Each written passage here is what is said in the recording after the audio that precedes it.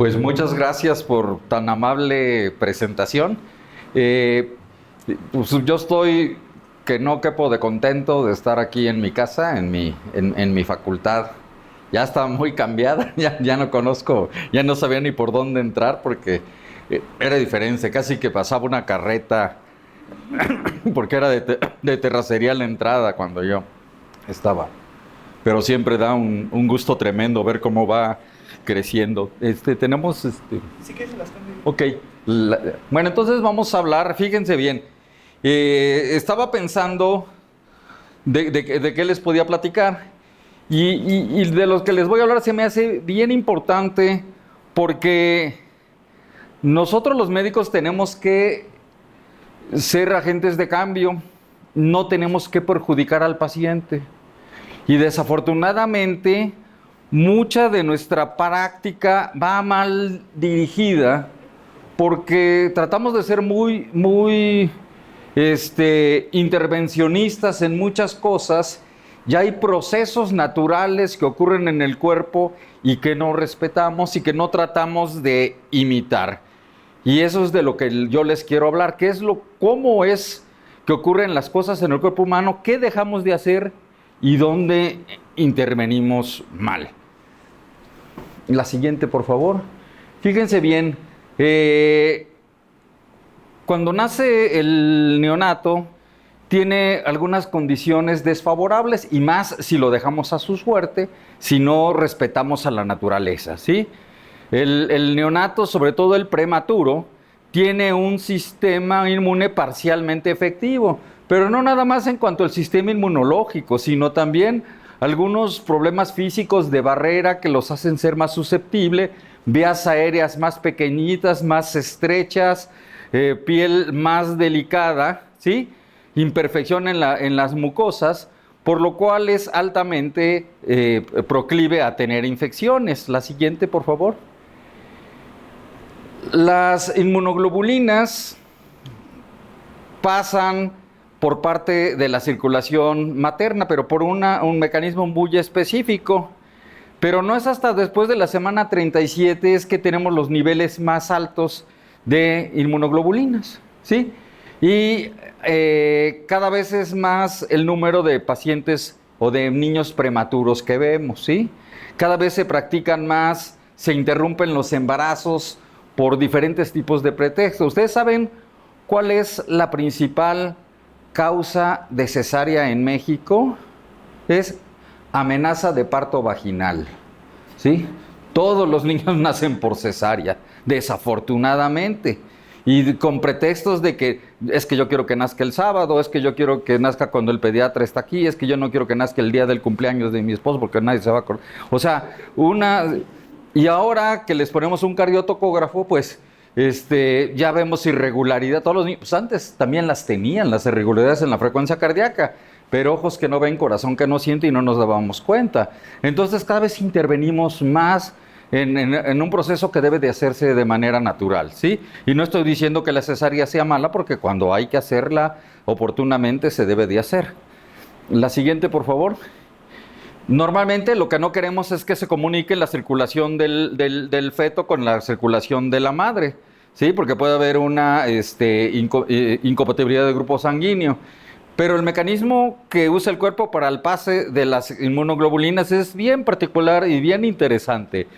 De la circulación materna se forman endosomas que contienen las inmunoglobulinas y pasan a través del sincicio trofoblasto hacia la circulación fetal. Entonces, de esta manera pasan las inmunoglobulinas sin que se pongan en contacto ambas circulaciones y no tengamos problemas inmunológicos y luego tener que llamarle a la doctora Alejandra Medina. La siguiente. Bueno, entonces el niño pequeñito pues nace con la inmunidad humoral y la inmunidad celular con muchos problemas, el sistema del complemento bajo, la inmunidad contra encapsulados bajo, la relación CD3, CD4, CD8 invertida y varias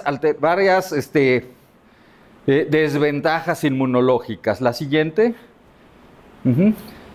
Uno piensa que el niño nace completamente estéril, pero hay evidencia que ya existe cierta colonización cuando el niño nazca. Se han descubierto 3 tipos de comunicación bacteriana de la mamá al feto. Está la comunicación oral transplacentaria, gastrointestinal placentaria y genitourinaria fetoplacentaria.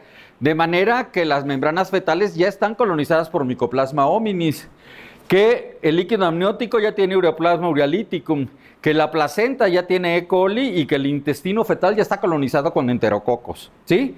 Pero hay circunstancias como la prematurez, como el bajo peso al nacer, como la eclampsia, que van a alterar estas circulaciones, estas colonizaciones nativas, y van a cambiar de tipo de germen y van a favorecer problemas que tiene el niño, como sepsis neonatal, como infección, neumonías atípicas, como enterocolitis necrosante y muchas otras que conocemos. La siguiente, por favor.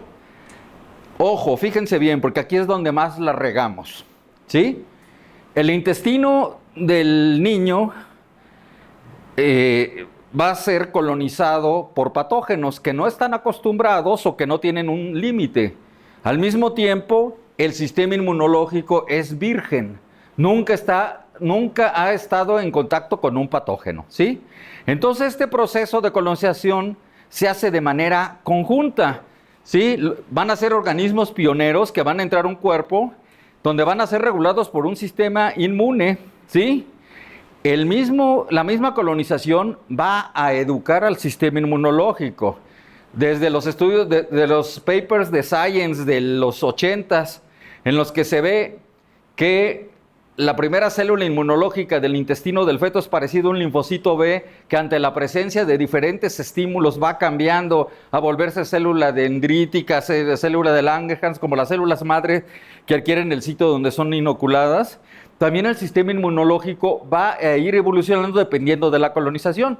Pero también, por otro lado, el sistema inmunológico le va a poner límites a la colonización y va a ser una educación conjunta. Pues desgraciadamente este proceso siempre es interrumpido. Si al niño le damos un antibiótico, porque la mamá siempre tiene infecciones de vías urinarias, la mamá tiene ruptura prematura de membranas y hay que cubrirla con antibiótico, o tenemos cada vez los criterios de diagnóstico de sepsis, de sospecha de sepsis neonatal son más frágiles, más leves, y tenemos 1000 pretextos para meterle antibiótico a un niño. Entonces, todo este proceso de educación del sistema inmunológico le damos al traste. Y luego viene un tercer componente, que es la barrera intestinal. El epitelio intestinal, que junto con la microbiota y con el sistema inmune, mantienen una función de barrera que aumenta la protección, ¿sí? Entonces esto lo vamos a alterar desde muy tempranito, ¿sí? Ya le quitamos lo virgen al niño, por lo menos desde el punto de vista inmunológico. La siguiente, por favor.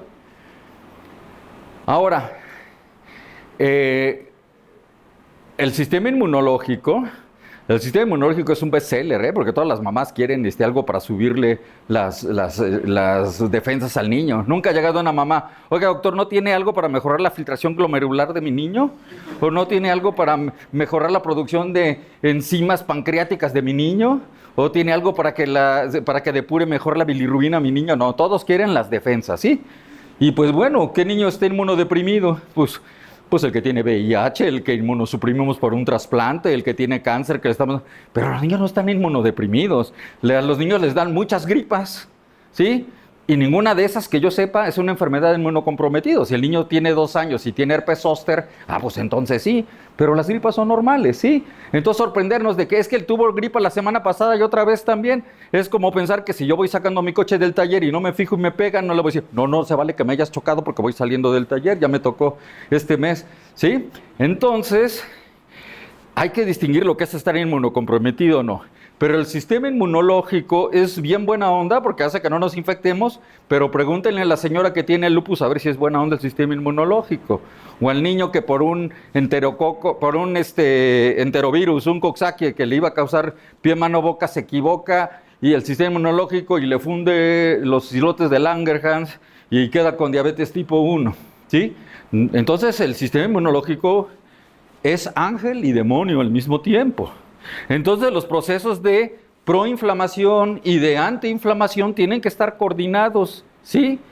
La siguiente, por un lado, tenemos parte de la microbiota que es belicosa, que no permite que patógenos lleguen, ¿sí?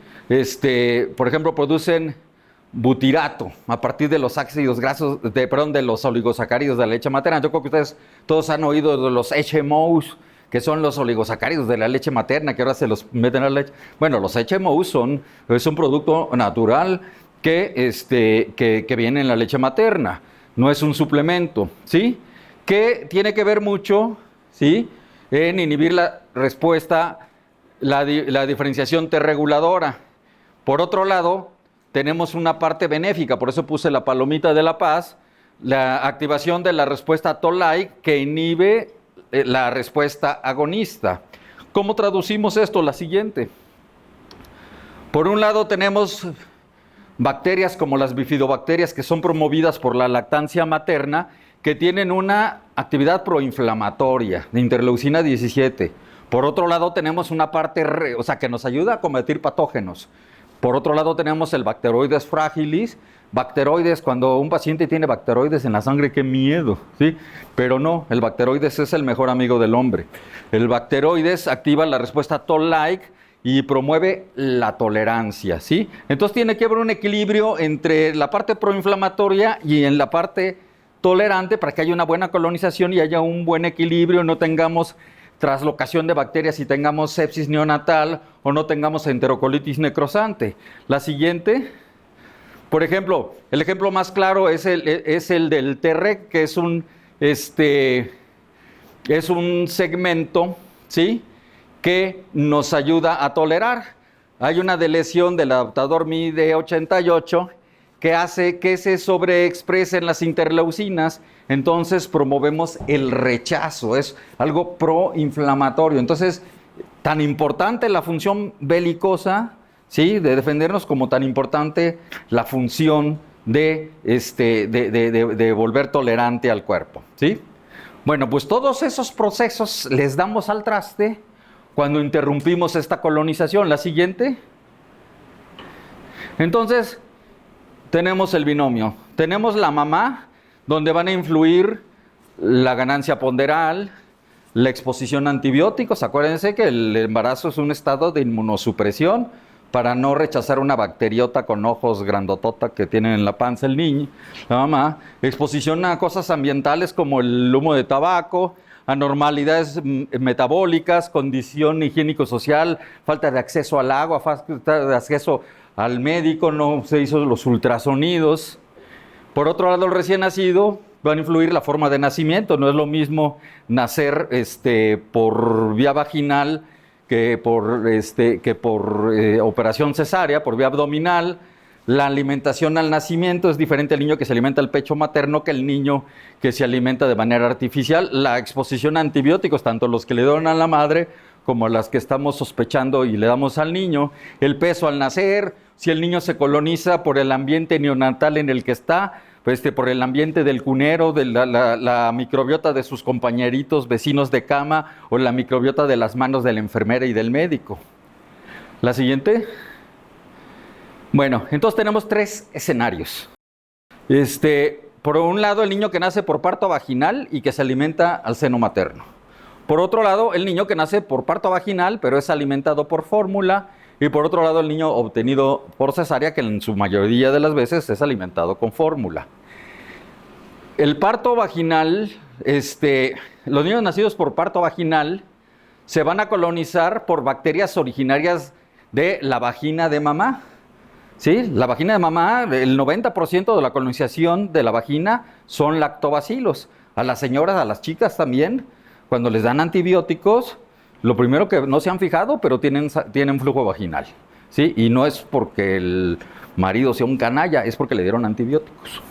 De microbiota de la piel y por microbiota de las heces de mamá. Entonces el niño cuando nace le da un tragote a la vagina de mamá y por eso se empieza a colonizar por lactobacilos. Este proceso no ocurre si el niño no nace por vía vaginal, ¿sí? Mientras que el niño que nace por cesárea va a tener una colonización del ambiente bacteriano en el que está.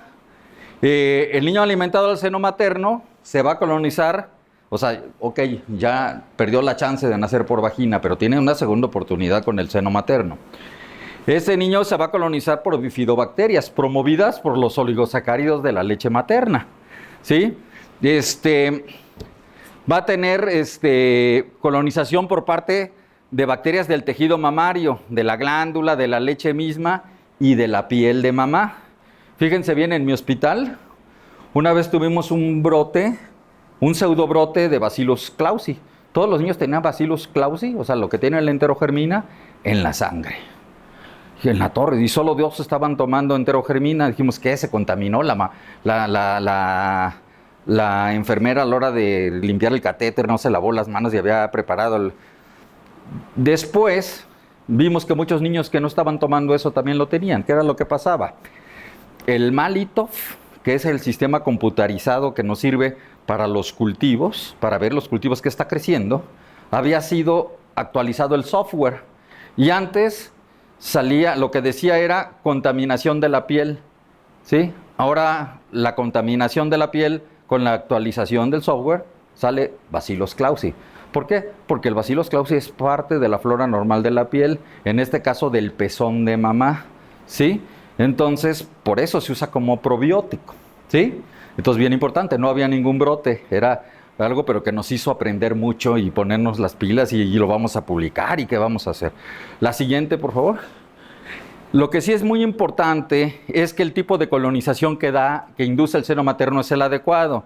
En el cuerpo tiene que haber una relación entre firmicutes y bacteroidetes de 2:1 en favor de los bacteroidetes. Esta no es una clasificación taxonómica. Dentro de los bacteroidetes son gram positivos, incluyendo lactobacilos. Dentro de los firmicutes y dentro de los bacteroidetes son sobre todo bacteroides.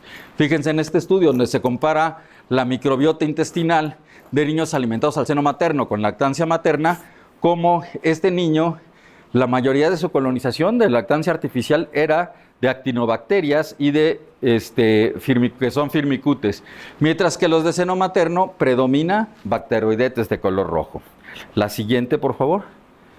Y esta es la proporción que tiene que haber. La que sigue, de color azul, vemos los bacteroides y la suma de todo el resto son los firmicutes. La que sigue, y sí, fíjense bien, normalmente cuando ustedes ven un diagrama de la microbiota intestinal, ustedes van a ver lactobacilos y bifidobacterias, los buenos, y los malos, coliformes, clostridios. Así no es realmente. Este es un mapa de todo lo que tiene la microbiota. Ese concepto que teníamos que la microbiota, la flora intestinal son bichitos buenos que nos protegen de los malos, es un concepto bien inocente. Fíjense lo que es la microbiota. ATPasa, o sea, todas las enzimas o todas las funciones enzimáticas que tiene la microbiota. Sí, el páncreas produce la insulina y por eso no somos diabéticos, pero el receptor de la insulina la sintetiza la microbiota, ¿sí? La vitamina K, que hace que no se nos coagule la sangre, la sintetiza la microbiota. La mayoría de los elementos del complejo B los sintetiza la microbiota. O sea, tenemos un montón de funciones dentro de la homeostasis del cuerpo que es sintetizada por la microbiota. Entonces ya no nada más son bichos buenos que nos protegen de los malos, sino toda una serie de función metabólica. Podríamos decir que la microbiota es el outsourcing del cuerpo. Se han visto que en las fábricas funciona el outsourcing, ¿no? La Facultad de Medicina de la UAC no tiene sistema de limpieza propio ni de pólizas, entonces se contratan una compañía de... Bueno, no, creo que no es así aquí, pero hay empresas que no tienen sistema de vigilancia o que no tienen sistema de limpieza y viene una compañía externa. Ese es el outsourcing. Bueno, pues la microbiota no son células humanas, no son células animales, son bacterias, pero están prestadas y forman una función en el cuerpo, una función específica, variada, que cuando la matamos nos quedamos sin ese órgano, que es la microbiota. La siguiente. Bueno, pero la microbiota no está sola. Está junto a un sistema neuroentérico, un sistema vascular y linfático propio, un sistema glandular que produce moco, que produce enzimas digestivas, una barrera epitelial física, un sistema neuroendocrino con células oxínticas y células Pandet y células formadoras de moco, y un sistema inmune. Y todo eso forma el ecosistema del microbioma. La que sigue, por favor. Y tiene varias funciones. Ahorita nomás les voy a hablar de las funciones defensoras, ¿sí? Una de ellas es el antagonismo, el producir sustancias que no permiten que se desarrollen algunos patógenos malos.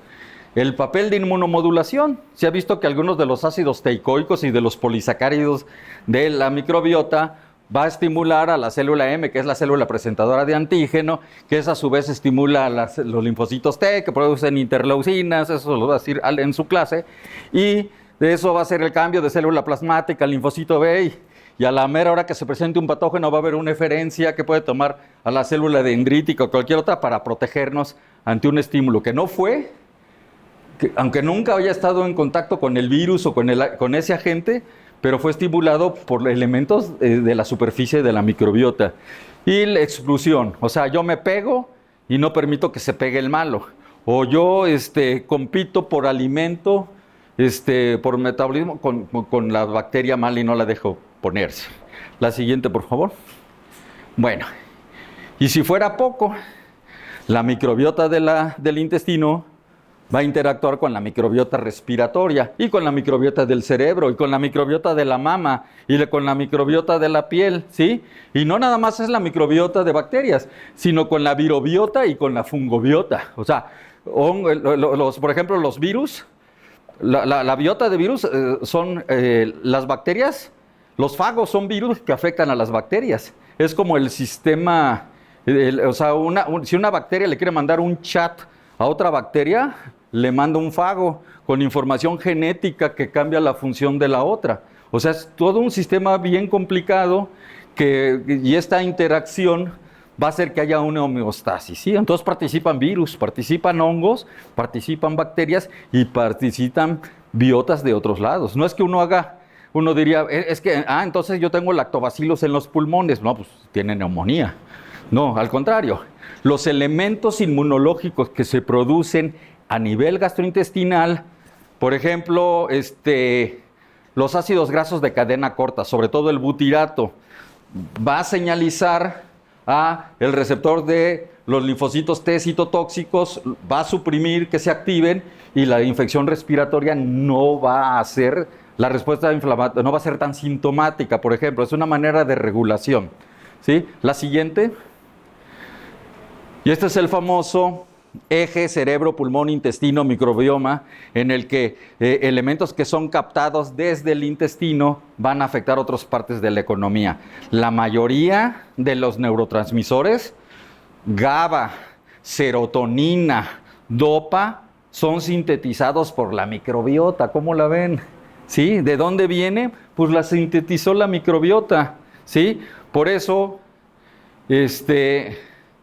cuando nos daba COVID, ¿se acuerdan que el COVID se pega a la interleucina, al receptor de la ECA? Entonces la interleucina, la angiotensina 1 no se puede convertir en angiotensina 2. La angiotensina 1 entonces se va a convertir en angiotensina 1,7, que se va a unir al receptor del triptófano. El triptófano es esencial para formar los neurotransmisores y como no va a entrar el triptófano, entonces el paciente va a estar ansioso, deprimido, con ideación suicida. Otra cosa, el triptófano también es el precursor del péptido antimicrobiano que favorece el crecimiento de la microbiota. Me da COVID, bloqueo el receptor del triptófano, el triptófano no va a formar este péptido antimicrobiano, entonces voy a estar distendido, pedorro, tapado, disbiótico, ¿sí? Fíjense todo lo que trasciende. La siguiente. Bueno, y lo mismo pasa, esto ya se los había dicho, el famoso crosstalk entre el sistema inmunológico intestinal y el sistema inmunológico del pulmón, ¿sí? A través de los diferentes señalizadores. La siguiente. Bueno, y otra vez la enteromamaria, fíjense qué padre está esto. ¿Cómo le hacemos para que la microbiota del intestino pase a la mama? ¿Que va a haber bacteriemia o cómo le hace? No. A partir del epitelio del intestino de mamá, la célula dendrítica se va a tragar los lactobacilos y se van a acumular estas células dendríticas en las placas de Peyer, en los nódulos mesentéricos, y después va a migrar al acino mamario y ahí va a soltar la microbiota, como caballo de Troya. ¿Sí? Entonces, padrísimo que está, ¿no? La siguiente. Bueno, entonces ya vimos que el lactante, sobre todo el prematuro, está súper desprotegido, tiene una situación súper desfavorable. Entonces, ¿cómo es factible la vida? Pues viene la vitamina H, o sea, la chichi, en pro y salvamento de este pequeño. La siguiente. Los oligosacáridos de la leche materna son el tercer componente sólido. ¿Cuál es el número 1? Componente sólido de la leche materna, la lactosa. Número 2 son las grasas y tercero los oligosacáridos. Las proteínas son hasta el cuarto. ¿Sí? Bueno, y la más importante es la fucosilactosa. La siguiente.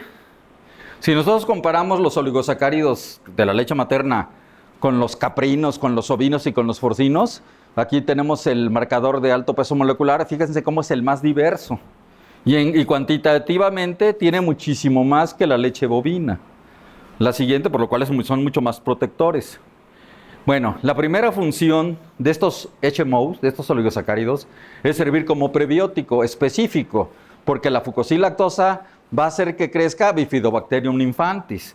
Y cada uno de los diferentes oligosacáridos va a ser un sustrato para uno de los diferentes bifidobacterias. Entonces, función número 1 es prebiótico, es bifidogénico. Alimenta a las bifidobacterias, que son la parte de la microbiota que más protege al lactante amamantado. La siguiente. Fíjense bien, hay diferentes maneras en que estos oligosacáridos penetran a cada una de las Bifidobacterium longum, Bifidum breve. Si ustedes leen las fórmulas, ahí dice, tiene. No, la única que tiene todos es el chicharrón. La siguiente. Bueno, ahora, estos oligosacáridos van a hacer que las bifidobacterias produzcan ácidos grasos de cadena corta. ¿Cuáles son? ¿Cuál es el de 2?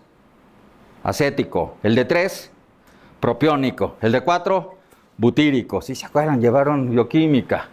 Entonces, estos ácidos grasos de cadena corta, la que sigue. Por ejemplo, lo primero que hacen es bajar el pH. Entonces, muchas bacterias que son sensibles al pH no van a sobrevivir, ¿sí? Por ejemplo, el acetato, el ácido acético, disminuye las resistencias vasculares. Entonces, ¿qué va a hacer? Va a aumentar el flujo venoso. O sea, nos va a ayudar contra la enterocolitis necrosante, que es un problema isquémico. El acetato aumenta la absorción de calcio y magnesio. También va a aumentar la contracción muscular y colónica. Nos van a ayudar contra el estreñimiento. El propionato ayuda a la proliferación epitelial colónica. O sea, va a aumentar la capacidad de absorber.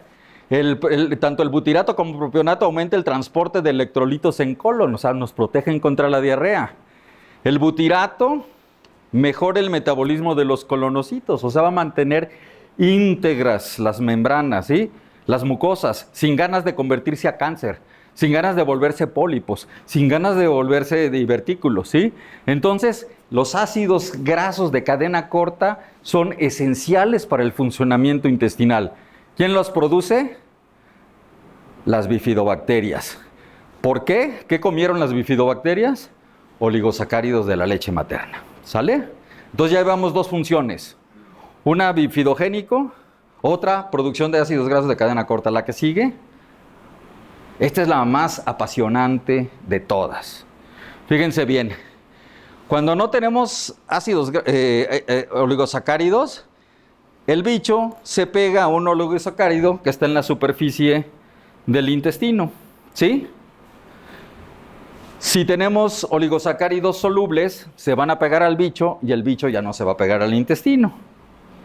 De otra manera, también este oligosacárido está libre, se va a absorber por la mucosa y va a cambiar su forma y se va a expresar y ya va a ser diferente y no se va a poder pegar la bacteria. Ese es el famoso esquema de cerrojo llave, ¿sí? Entonces sirven como señuelo. Esos oligosacáridos son idénticos a los que están en la superficie intestinal y no permite que se pegue. ¿La que sigue? Entonces, el oligosacárido de la leche materna es idéntico al del lacino mamario, ¿sí? Entonces, la mama va a tener muchos de esos oligosacáridos que van a estar disueltos en la leche y el niño que toma seno materno va a tener circulantes esos oligosacáridos entonces en la luz del intestino. Entonces el bicho, en vez de pegarse a los oligosacáridos de la membrana intestinal, se van a pegar a estos oligosacáridos solubles, ¿sí? La que sigue, pues esta es la parte más padre. Esto está mediado genéticamente.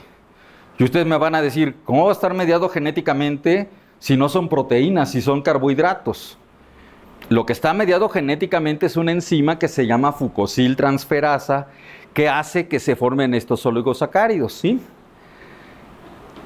Conocemos varios sistemas antigénicos que nos sirven para clasificar los tejidos. El más común que conocemos es el grupo sanguíneo, ¿no? A, B, O, AB, ¿sí? Hay otro que se llama Lewis, que es un poquito más complicado, Lewis A, Lewis B, Lewis X, ¿sí? Pero el más sencillo es el sistema secretor y no secretor. Secretor es el que expresa los oligosacáridos, o el antígeno H, que es el precursor del O del eritrocito. Si yo expreso el H, que es el oligosacárido, soy secretor. Si no lo expreso, no soy secretor. ¿Estamos bien? Hay una mutación en sentido positivo, no en sentido positivo de A', B', sino en sentido positivo de que nos ayuda, que es ser no secretor. Esa lo tienen los negros y los güeros. Pero todos los mexicanos, son la mayoría, alguno que está medio güerín, pues no. El 100% de los indígenas son secretores, son grupo sanguíneo O y expresan el antígeno H en su superficie. Y el 70% de los mestizos somos O, ¿de acuerdo? Este oligosacárido, este antígeno H, es el receptor de norovirus, que es el primer agente viral, el más frecuente en todas las edades. Acuérdense, ya rotavirus ya es historia porque ya hay una vacuna y no afecta a los niños mayores ni a los adultos. Campylobacter jejuni. Campylobacter jejuni es la primera causa de diarrea invasora en los primeros 2 años de vida. No es Shigella. Shigella es de niños más grandes. No es E. coli enteropatógena. No es si yo cuando les pregunto a mis residentes, ¿cuál es la primera causa de diarrea invasora en el niño pequeño, en el menor de 1 año? Es Campylobacter. Y la segunda, Campylobacter jejuni. Y la tercera, Campylobacter. Y la cuarta, Campylobacter. Y la quinta, Campylobacter. ¿Por qué es importante esto? Porque si yo le doy trimetoprim, sulfametoxazol, si yo le doy ceftriaxona, no lo voy a matar. Tengo que darle acitromicina. Entonces, si queremos atinarle y tener eficacia, pues tenemos que saber esto. Es el receptor para Helicobacter pylori en el estómago. Es el receptor para Vibrio cólera. Es el receptor para E. coli enterotoxigénica y para E. coli enteropatógeno. Entonces, es importantísimo ese conocimiento, ¿sí? Entonces, si de por sí las situaciones de la vida son desfavorables para el latino y para el indígena, pues también antigénicamente estamos jodidos, porque también se le van a pegar más los bichos, ¿sí? Pero ¿qué creen? La que sigue. Este es un mapa del mundo, qué tan secretores y no secretores. Y el país más secretor, o sea, el que más expresa antígeno H en su superficie es México. ¡Bravo! ¿Sí? Pero ahora vamos a ver el inverso. ¿La que sigue? ¿Cuál es la raza que más expresa el antígeno H en su leche materna? Aquí no participó México, participó países africanos, europeos, Estados Unidos y Perú. Pero Perú es muy parecido a México racialmente. Y el 98% de las leches de las peruanas tienen gran cantidad de oligosacáridos, ¿sí? Entonces tenemos la ventaja que tenemos la protección de nuestra leche materna. La siguiente. Bueno, fíjense bien. Cuando alguien tiene anticuerpos contra rotavirus, pues no le da rotavirus. Cuando alguien tiene anticuerpos contra norovirus, es más fácil que le vuelva a dar norovirus. ¿Cómo la ven? Pues va en contra del... No, lo que pasa es que no es la única manera de defensa.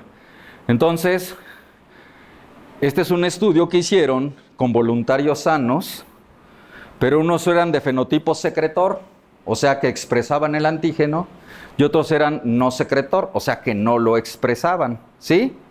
Y les dieron de comer caca, bueno, diferentes concentraciones de heces para que suene, ¿sí? A los que eran no secretores, fíjense bien, por más caca que comieron, ninguno se infectó por norovirus. Y los que eran secretores, todos en mayor o menor grado, tuvieron norovirus, ¿sí? Entonces se demuestra físicamente.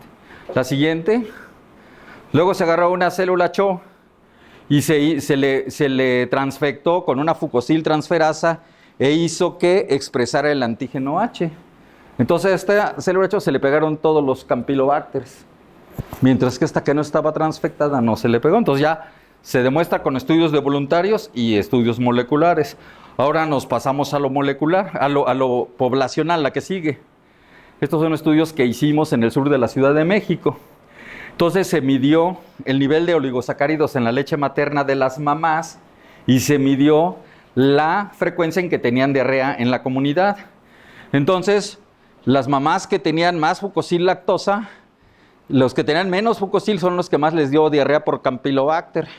Lo mismo pasó con norovirus y para diarrea en general pasó lo mismo. Entonces, bien demostrado la función de los HMOs. Eso lo hicimos, esos estudios de HMOs lo hicimos hace como 20 años y se nos olvidó, porque costaba un chorro de trabajo hacerlos. Para hacerlos tuvimos que transfectar una E. coli con la fucosiltransferasa, que solo el meningococo, y nadie quiere tener meningococos, e hicimos un Frankenstein que los podía hacer, pero no solo alcanzaba para los experimentos. Hasta hace relativamente poco, unos 10 años, que un laboratorio los pudo sintetizar y ya hay alimentos suplementados con eso, pero lo más importante es la suplementación natural. La siguiente. Bueno, ahora, una característica bien importante de estos HMO es que pasan a la circulación por diferentes mecanismos. La siguiente. Este es un monocito. Los monocitos se expresan en su superficie señalización contra los clústeres de diferenciación, contra los CD4, CD8, receptores para interleucinas y receptores para lipopolisacáridos de las bacterias, ¿sí? Bueno, cuando están en contacto con HMO, se saturan estos. Entonces ya no van a, normalmente cuando se les pegan estos, van a producir citocinas proinflamatorias, ¿sí? Ustedes ven interleucina 1 beta, TNF-alfa, interleucina 1 alfa. Cuando se bloquean estas señalizaciones, ya no producen esas citocinas proinflamatorias. O sea, otro milagrito de los HMOs son antiinflamatorios. La siguiente. También algo que es bien importante es el rodamiento leucocitario. Los leucocitos ruedan hasta el sitio de la infección. Bueno, pues se van a pegar entre el epitelio y el leucocito e inhiben el rodamiento leucocitario.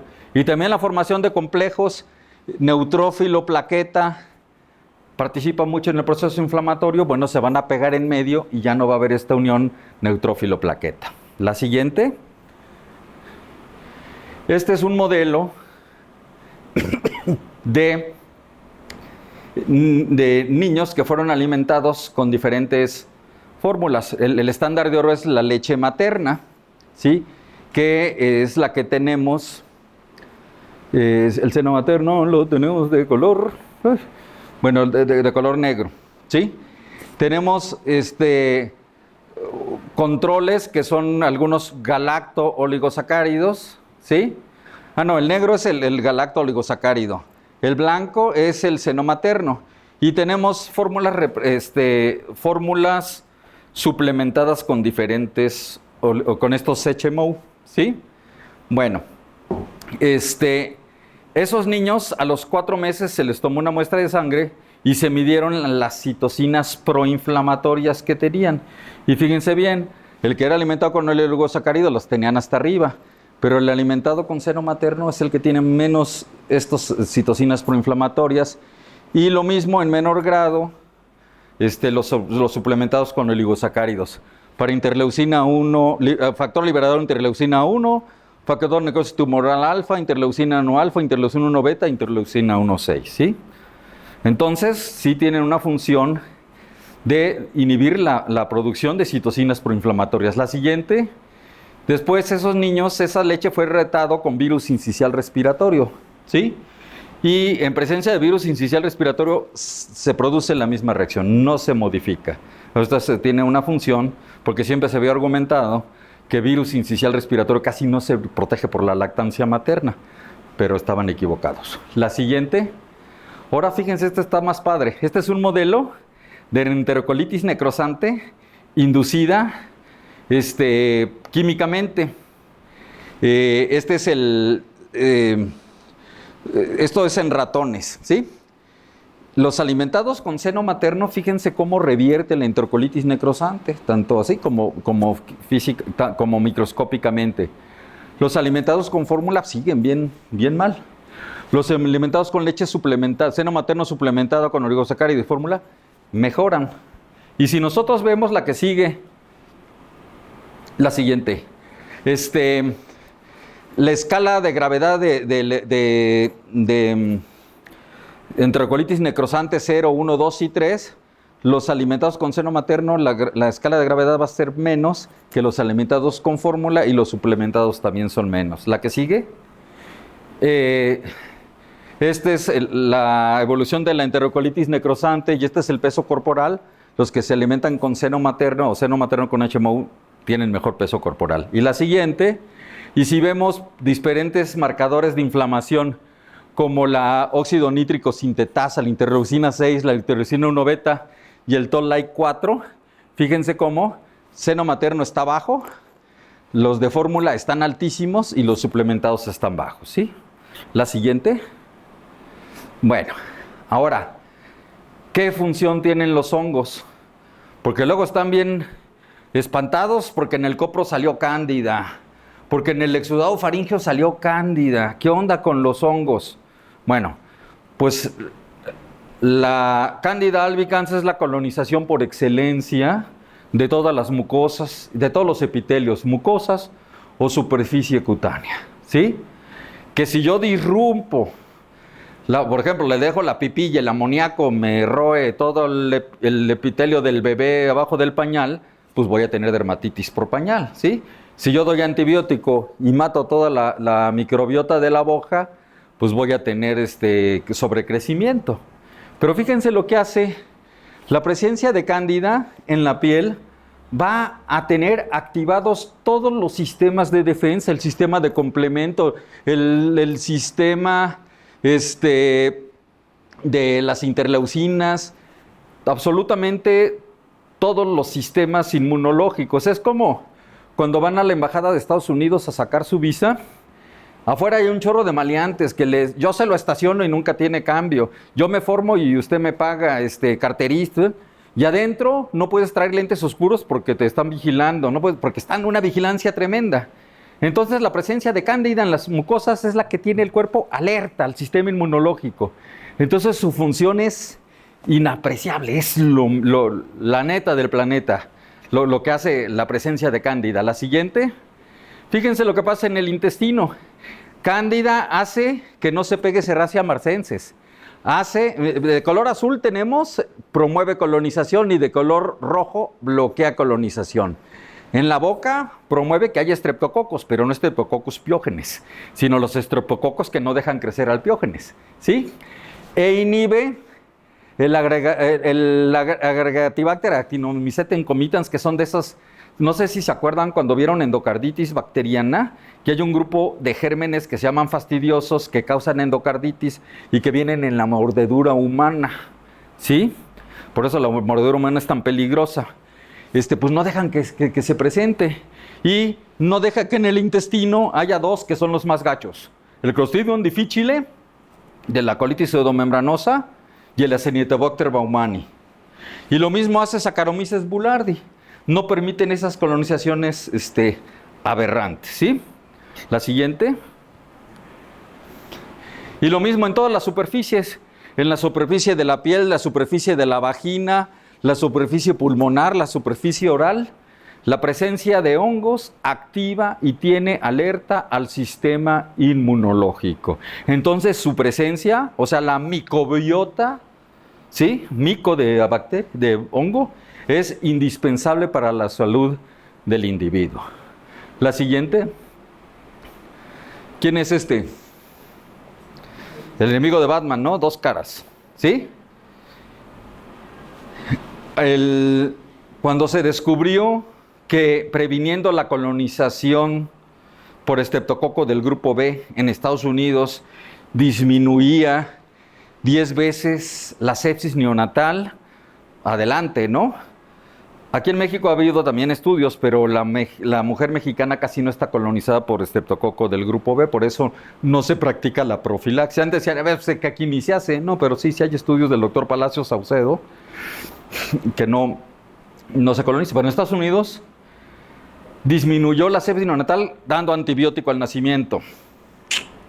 Pero fíjense en el precio que pagaron. Esa es la parte fea de dos caras. El 30% de las madres está expuesta a antibióticos intraparto. Qué horror, ¿no? O sea, por querer solucionar algo, y sale peor el remedio que la... Afortunadamente ya van a sacar una vacuna contra estreptococo del grupo B. Para nosotros no nos va a servir de mucho, pero a ellos sí les va a servir. La siguiente. Entonces, fíjense bien, esto es en Estados Unidos. Hay 3 tipos de neonatos que reciben antibiótico. Los que tienen sospecha de sepsis neonatal, los que se les da profilaxis contra estreptococo del grupo B, y los quirúrgicos, los que tienen gastrosquisis, los que tienen onfalocele, los que tienen una hernia diafragmática, los que tienen fístula traqueoesofágica, esos sí se tienen que operar.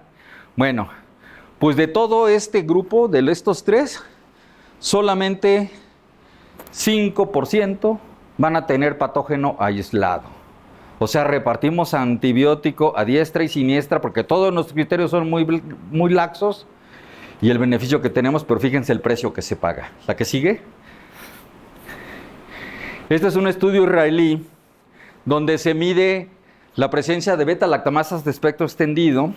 O sea, ¿se acuerdan de las beta-lactamasas de espectro extendido? Que es una manera de resistencia bacteriana al antibiótico.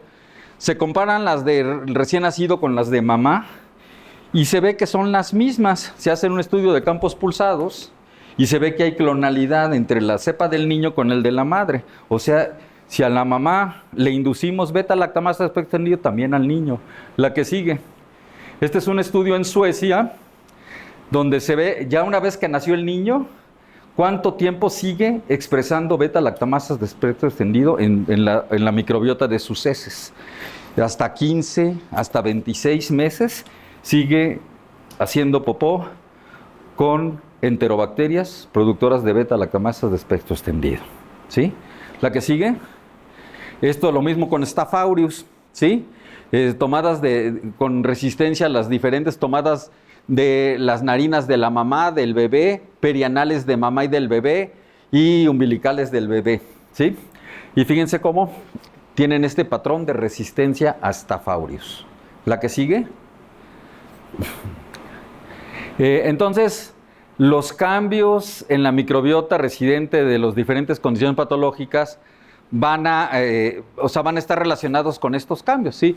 Por ejemplo, en la displasia broncopulmonar, en retraso de crecimiento intrauterino, en sepsis y en enterocolitis, va a haber disbiosis, van a tener cambios en la microbiota. No está bien dilucidado por qué o qué es lo que ocasionan, pero estamos interviniendo de manera negativa. La siguiente, este es un estudio, este es un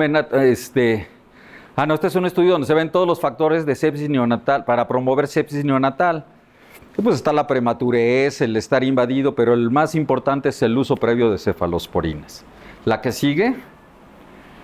Entonces, cuando rompemos el microbioma, vamos a alterar primero el reservorio de bacterias que vamos a tener en el intestino. Vamos a crear una respuesta inmune alterada y van a disminuir metabolitos benéficos como los ácidos grasos de cadena corta que ya vimos y ácidos biliares. Y esto nos va a promover a nivel cerebral delirio, síndrome de distrés respiratorio grave, falla hepática, daño renal. La que sigue. Este es un estudio, un metaanálisis de qué es lo que pasa cuando los niños reciben antibiótico los primeros 6 meses de vida, en comparación con la presencia de asma, ¿sí? Y fíjense las diferencias. Si vemos nuestro esquema de Forest, vemos cómo el diamantito se pasa hacia el lado de los que recibieron antibióticos, de los niños asmáticos, ¿sí? La que sigue.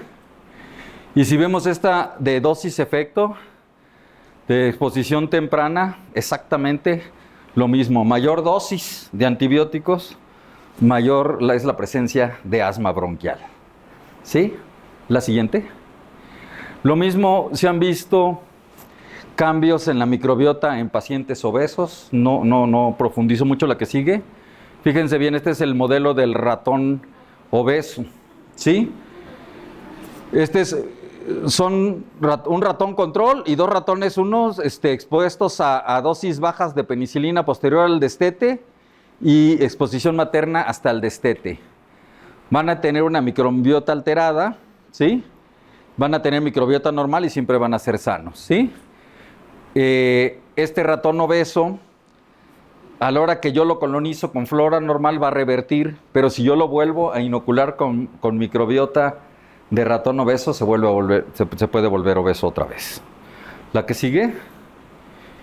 Y existen diferentes mecanismos por qué las alteraciones de la microbiota pueden provocar obesidad. Por ejemplo, se fermentan los polisacáridos no digeribles y no se absorben en la dieta. Va a haber una absorción aumentada de monosacáridos y de ácidos grasos de cadena corta. Va a aumentar la lipogénesis, va a aumentar el gluconeogénesis, o sea, todos los mecanismos productores van a estar aumentados y disminuidos los de degradación, ¿sí? La siguiente. Lo mismo se ha visto modelos de diabetes mellitus, que no voy a profundizar. La que sigue. Entonces, las características del niño también van a influir. La que sigue. Ok, ¿dónde la calabaceamos más? Virus versus bacteria. Nada más recuerden que hace 3 años hubo un virus que no era sensible a antibiótico porque era un virus, que hace que casi desaparezca el género humano del planeta, ¿sí? Entonces nuestro concepto de que, híjoles, ya está bien malo, ya dale antibiótico, pues ya está medio mal, ¿no? Más bien de decir, oye, no sea algo grave, quítale el antibiótico, no te andes con jaladas, ¿no? La siguiente. La mayoría de las infecciones respiratorias son causadas por un virus. En segundo lugar, por 2 virus. Y mucho más lejos un virus sobreinfectados por una bacteria. Y menos una bacteria. Y el número 1 es virus sincicial respiratoria, rinovirus, metaneumovirus. La siguiente. Durante las infecciones respiratorias virales ocurren todo el año.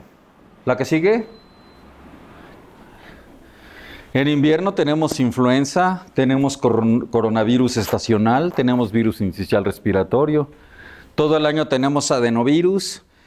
En otoño tenemos parainfluenza 3 y parainfluenza 2. Y en primavera tenemos parainfluenza 1 y 4. En primavera tenemos metaneumovirus junto con fin de invierno. Rinovirus lo tenemos todo el año.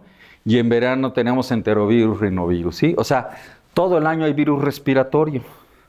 Por supuesto que cuando nos ponen la vacuna de influenza, está circulando virus sincicial respiratorio, está circulando rinovirus, está para influenza.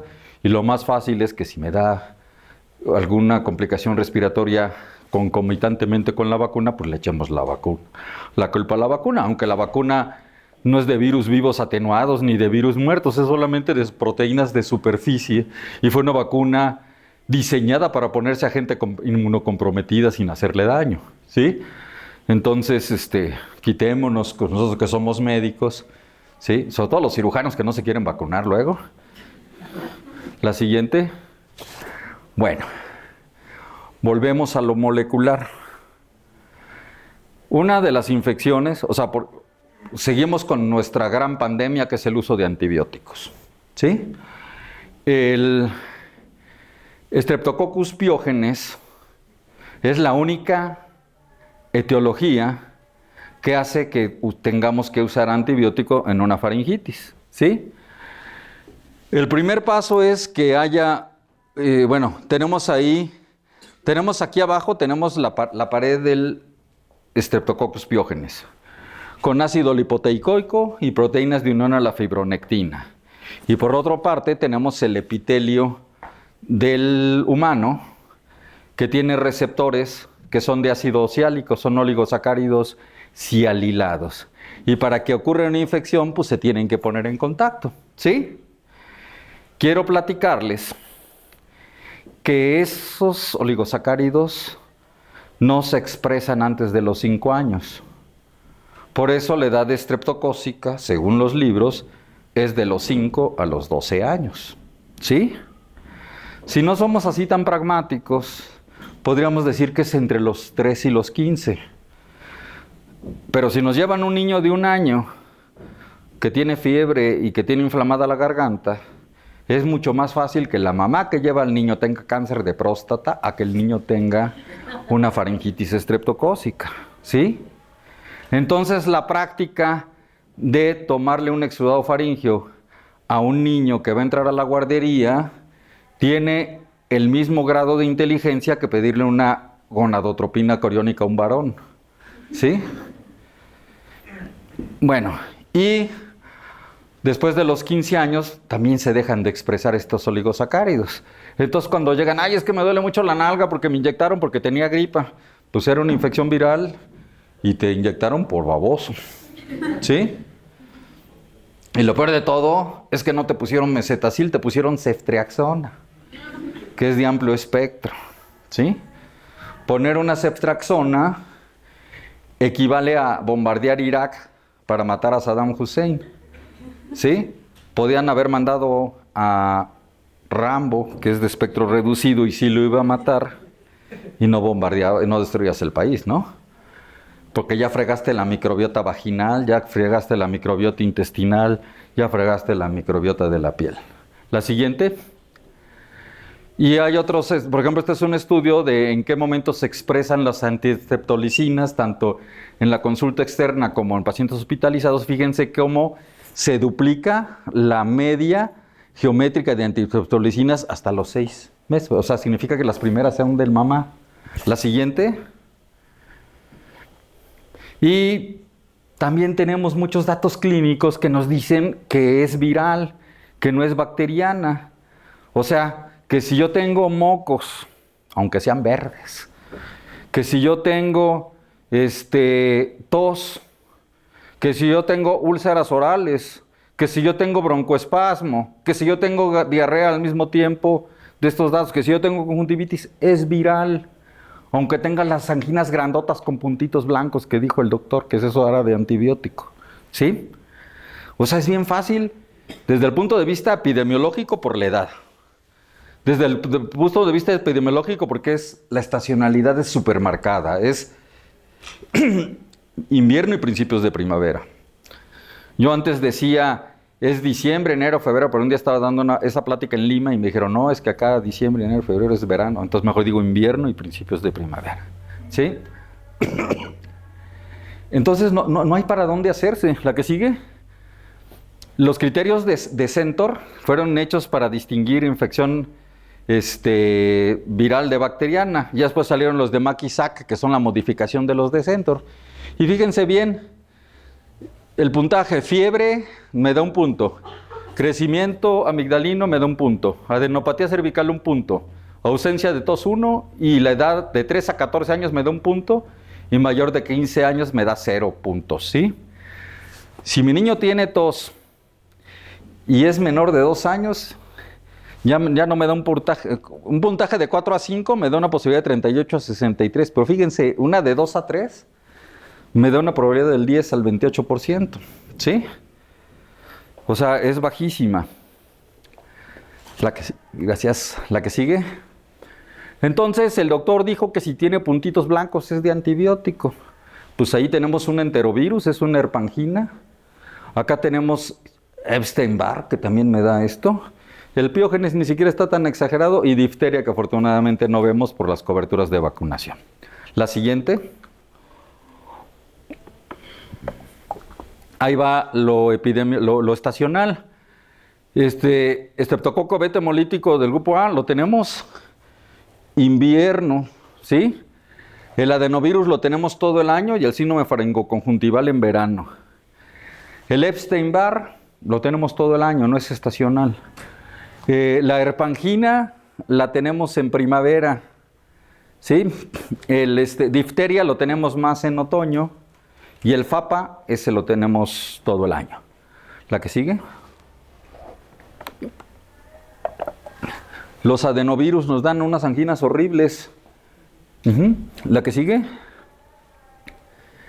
Nos pueden dar neumonía, nos pueden dar afección multisistémica. ¿La que sigue? Eso lo digo para que no crean que gravedad es sinónimo de que es estreptococo. Fíjense bien, la edad del adenovirus, 37 más menos 33 semanas en los niños. O sea, de los 4 meses a los 4 años. O sea, cuando no hay estreptococo. ¿Sí?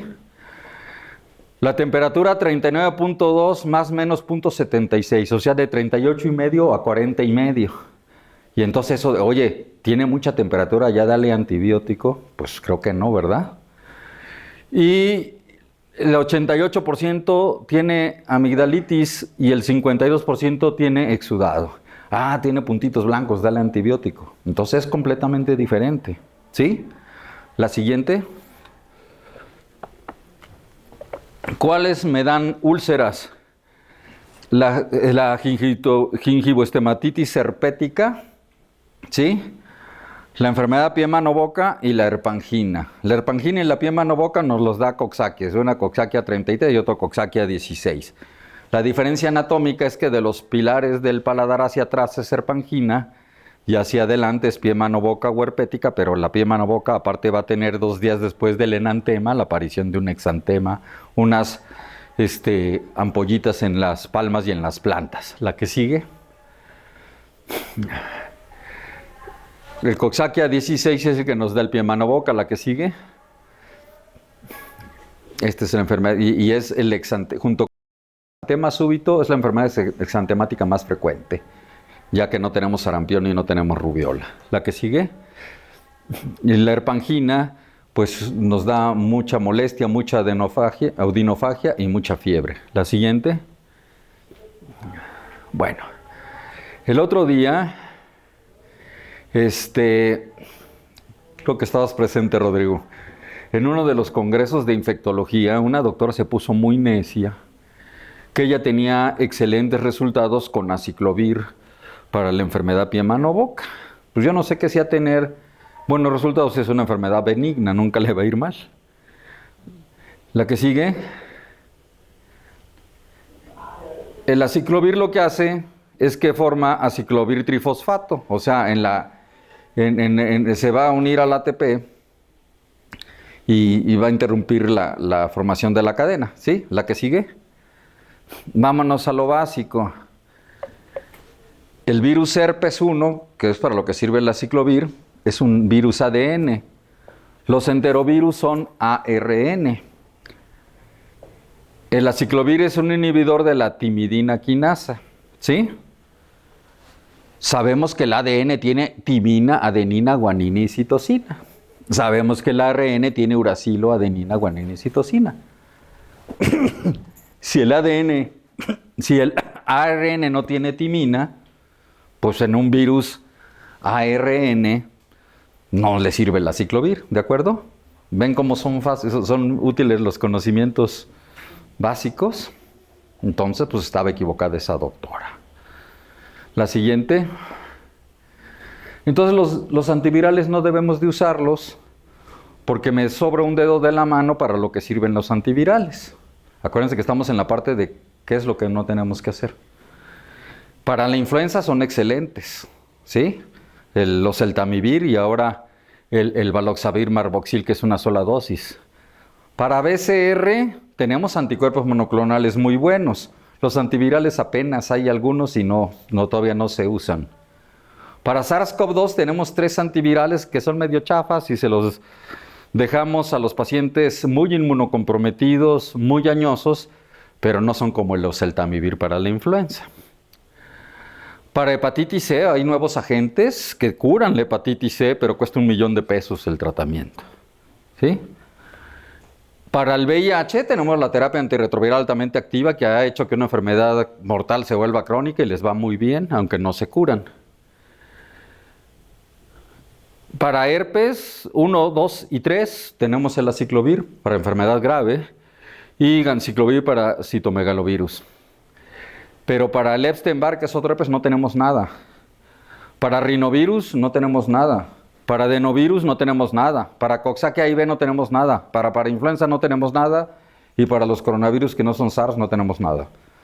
En consecuencia, solo vamos a usar antivirales cuando el paciente tenga influenza. ¿Sí?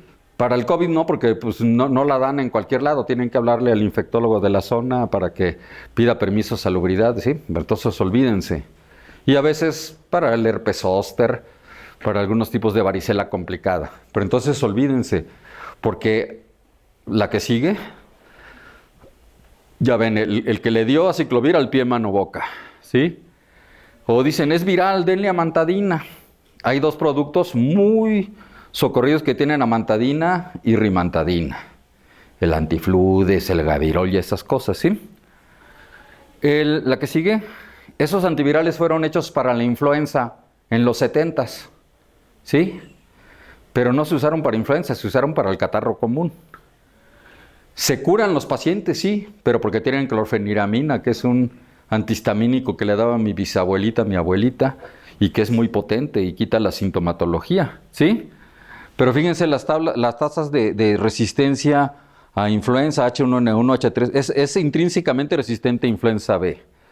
Pero no cura nada de influenza, que fue para lo que fueron hechos. Entonces ya son medicamentos que no son éticos y que deben de salir del mercado, ¿sí? Pero mientras un ejército de prescriptores lo sigan recetando, pues no lo van a quitar del mercado. La siguiente, el FAPA, ¿habían oído hablar del FAPA? Es más frecuente de lo que piensan. FAPA es un acrónimo. La que sigue.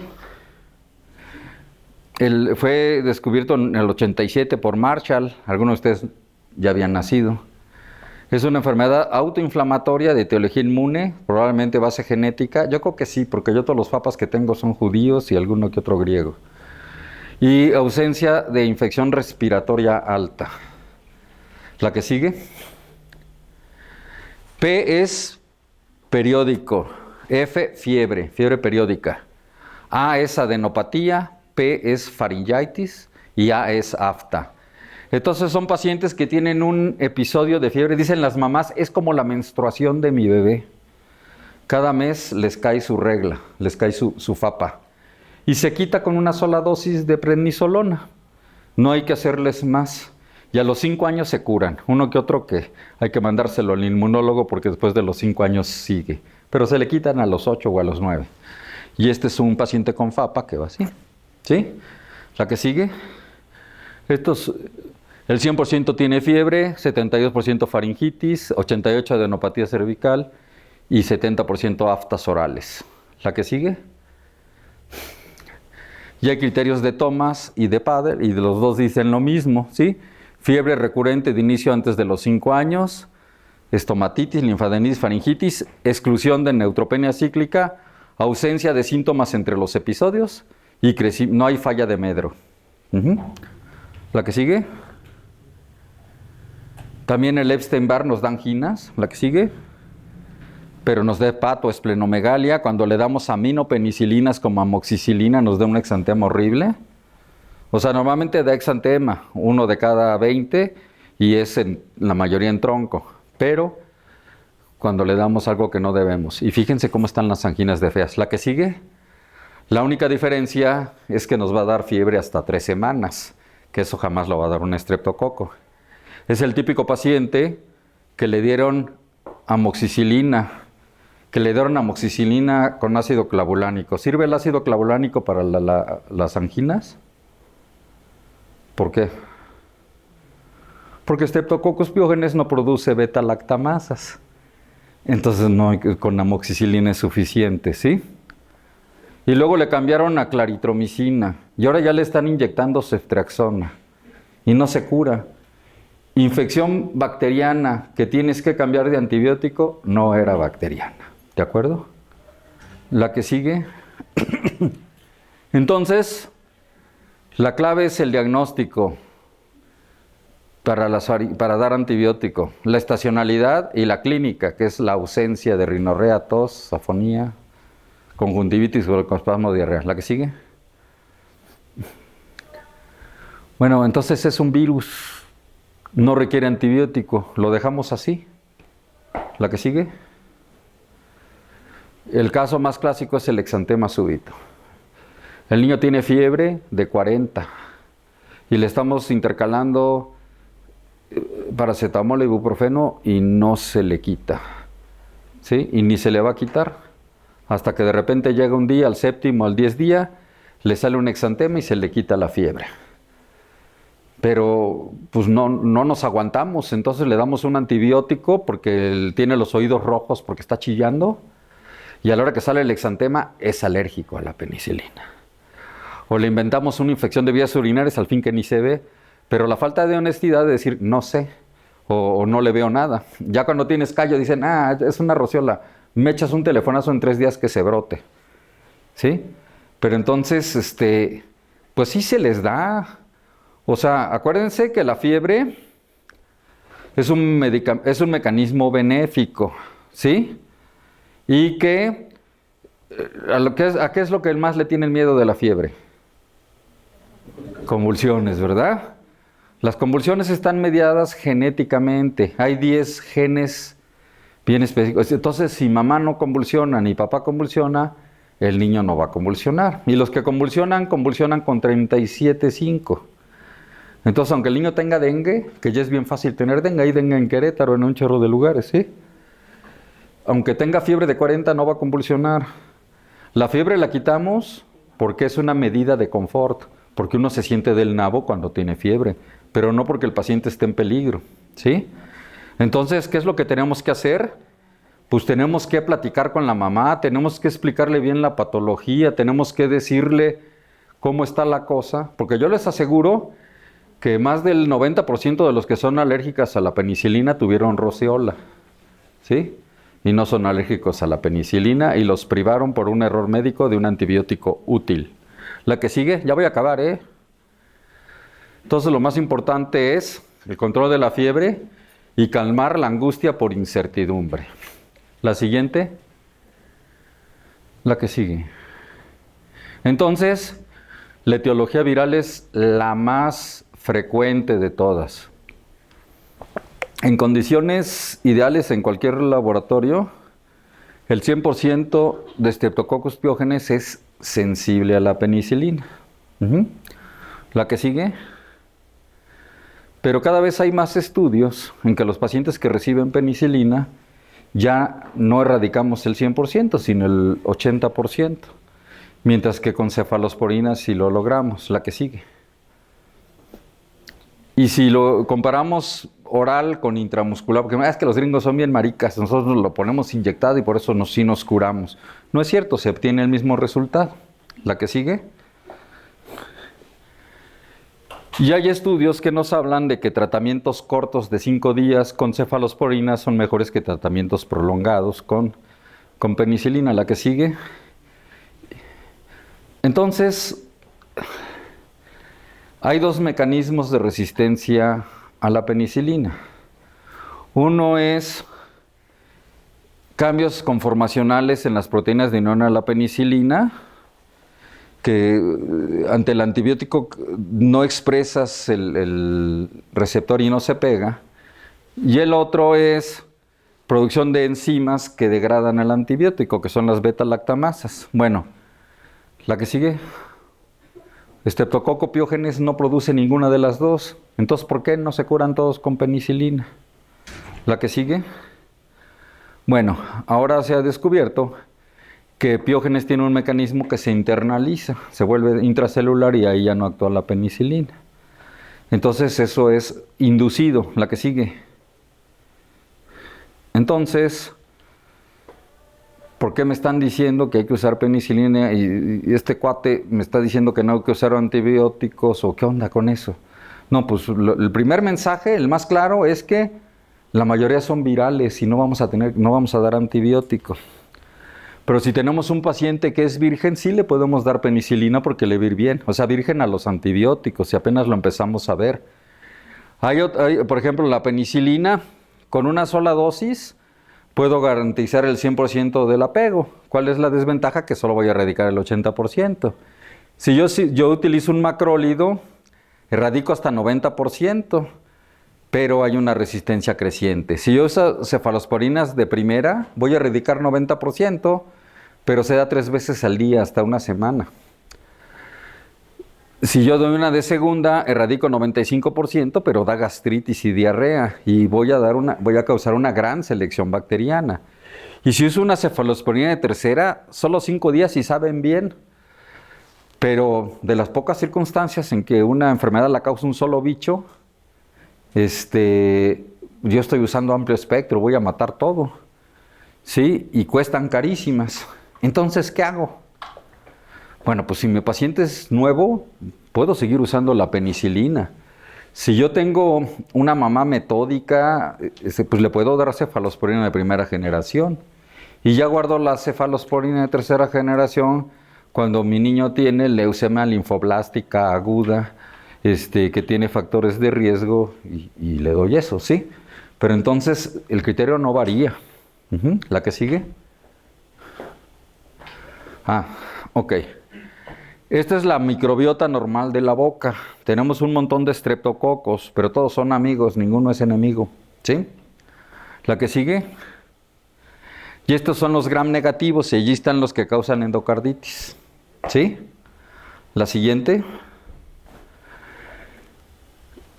Cuando yo doy antibióticos, matamos todos los estreptococos y el que más resiste es el Streptococcus mutans. El Streptococcus mutans produce estas sustancias quimiotácticas que atraen aparte a la Actinomyces israelí y se forma un biofilm, ¿sí? La que sigue. Entonces, cuando yo uso exceso de antibióticos, voy a promover una infección bacteriana. La infección bacteriana más común en el mundo son las caries dentales, ¿sí? Por selección bacteriana va a predominar Streptococcus mutans.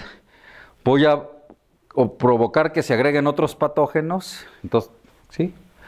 Ok, cuando yo uso antibióticos, voy a descolonizar de Candida albicans. O sea, voy a matar todos los estreptococos y nadie va a competir contra la cándida por sustrato y por alimento. Entonces voy a ocasionar una enfermedad micótica, candidiasis oral. Y cuando yo uso antibióticos, cambio el pH de la boca. Ya hay un virus que lo adquirimos todos desde el primer mes de vida y que cada vez que nos exponemos a las radiaciones del sol o a ultravioleta del sol, o estamos muy preocupados, o tenemos una gripa o tenemos fiebre, se reactiva, que es el herpes 1. Entonces, si nosotros barremos la microbiota de la boca, vamos a crear un pH ácido en la boca y vamos a tener herpes. Entonces, sí se ven como usando antibiótico promovemos caries dentales, candidiasis oral y estomatitis herpética. ¿De acuerdo? La que sigue, gastroenteritis por el uso de amoxicilina clavada. La que sigue. Fíjense bien, usando esquemas ciprofloxacina, clindamicina para pie diabético, dejamos la microbiota al 11% que constaba originalmente. ¿Sí? O sea, son diferentes esquemas y qué tanto dañan la microbiota. La que sigue. Entonces, claves del tratamiento, la mayoría damos tratamiento sintomático, no antibiótico. Los pacientes no tratados le podemos dar penicilina combinada y pacientes multitratados hay que valorar macrólidos y cefalosporinas. Pero no olvidar que siempre que usamos antibiótico causamos daño. La siguiente. ¿Saben quién es ese? ¿No? ¿Quién sabe? ¿Eh? No saben, no lo puedo creer. Es Doomsday. Nunca habían oído de Doomsday. Es el monstruo que mató a Superman. Sí, sabías. Doomsday lo crearon en Krypton. ¿Sí? Es un monstruo que mandaron es un monstruo que lo mandaban a un planeta donde hacía mucho frío y casi desaparecía, pero se volvía resistente al frío. Y lo mandaban a donde hacía mucho calor y se volvía resistente al calor. Lo mandaban a un lugar donde no había oxígeno y se volvía anaerobio. Entonces, era un monstruo tremendo que regresó a Krypton y destruyó Krypton. Entonces la Liga Intergaláctica lo encapsuló y lo mandó a vagar al espacio. Y para mala suerte se pegó contra la Tierra y quedó en el centro de la Tierra. Y cuando Lex Luthor, el enemigo de Superman, estaba haciendo excavaciones ilegales para buscar uranio, lo libera. Y llega Superman y es el monstruo que mató a Superman. ¿Sí? ¿Qué tiene que ver esto con microbios y eso, la que sigue? Bueno, pues CDC de Atlanta primero acuñó el término Doomsday para la tuberculosis multidrogoresistente, pero actualmente se utiliza el término Doomsday, que literalmente significa el día del juicio final, para la E. coli resistente a todo. ¿Sí? La que sigue. Tenemos muy malas prácticas. Primero, prescribir antibióticos e infecciones virales. La que sigue. Fíjense cómo llegan miles, les damos trimetoprim sulfametoxazol y tienen los mocotes ahí. Trimetoprim sulfametoxazol creo que ya nomás sirve para el Pneumocystis jirovesi en los pacientes con VIH. La siguiente. Antibióticos de amplio espectro contra un agente etiológico específico. La que sigue. Fíjense bien. Streptococcus pyogenes causa faringoamigdalitis y la ceftriaxona destruye Streptococcus pyogenes, pero también destruye toda esta lista. ¿Sí? Y también va a causar disbiosis porque va a barrer toda la microbiota. ¿Sí? La que sigue. Entonces, Doomsday se está golpeando a Superman. La que sigue. Fíjense bien, esta es la última. Nace Regina. ¿Sí? Es una recién nacida, Reginita. Entonces, tiene muchos moquitos, porque los niños cuando pasan por el canal del parto, todo el líquido que tienen en los pulmones y en las vías aéreas superiores, se exprimen y sale ese líquido. Pero quedan mormaditos y estornudones porque tardan como 2 o 3 meses en absorberse ese remanente de líquido. Entonces lo llevan con el doctor, la abuelita, y le da su primer antibiótico porque tiene gripa. Como a Regina le dan seno materno exclusivo porque son buenos, hace popó amarilla semilíquida, que es como debe de ser. Pues va con otro doctor y juzga que tiene diarrea y le dan su segundo antibiótico. Y apenas lleva menos de un mes de vida. Y cuando cumple 1 año, se acaban los anticuerpos maternos, placentarios, y empieza a enfermarse una semana así y la otra también. Que es lo normal en los niños chiquitos, ¿sí? Entonces va y le dan Aumentin, luego le dan Amoxil, luego le dan Sedax, luego le dan Denbar, luego le dan Bactrin, luego le inyectan Ceftriaxona, ¿sí? Y va llevando una buena colección de antibióticos. Y luego la perversita de la Regina cumple 17 años y tiene su primera IBU, que es el detonador del inicio de la vida sexual. Pero no es perversita, es normal. Entonces le hacen un ego y tiene E. coli, productora de beta, lactamasas de espectro extendido. Pero ¿cómo? Si es su primera IBU, ¿por qué tiene eso? Pues porque esta E. coli ya había recibido Sedax, Denbar, Bactrin, ¿sí? Y esa E. coli es la bisnieta de la tetaranieta de las otras E. colis. Entonces ya tiene un Doomsday, que es esa E. coli multiresistentes. Y todos ustedes, todos nosotros somos los primeros generadores de Doomsday. Entonces yo los invito a que no hagamos eso. Por eso la plática se llamaba respetar lo que ocurre, qué podemos hacer, qué debemos de dejar de hacer y qué vamos a hacer. ¿Sí? Como ven, no hablamos de probióticos, no hablamos de nada intervencionista, sino lo que debe de ser y lo que tenemos que conocer. Muchas gracias.